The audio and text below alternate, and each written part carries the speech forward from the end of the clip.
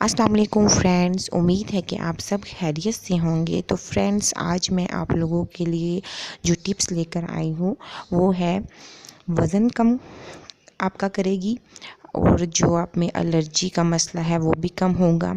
उसके बाद मर्दों के जितने भी मसले होते हैं, वो दिल के मसले, दिल जिनका बंद हो जाना यानी हो जाता है, और ब्लड प्रेशर का मसला है, ये तमाम मसलों के लिए ये टिप्स बहुत ज़्यादा बेहतरीन है। और ये डॉक्टर्स की बताई हुई टिप्स हैं जो आप तक पहुंचाई जाती हैं। तो एक प्याज का आप लोगों ने पेस्ट ले लेना है, और असली शहद, ये दोनों चीज़ें आप लोगों ने बराबर क्वांटिटी में लेनी है।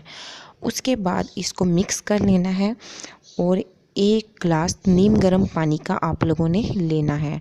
उसके बाद आप लोगों ने 2 चम्मच इस मिक्सचर के पानी में शामिल करने हैं। अच्छे तरीके से मिक्स करने के बाद आप लोगों ने खाना खाने और नाश्ता करने के बाद आधे घंटे बाद आप लोगों ने इस पानी को इस्तेमाल करना है।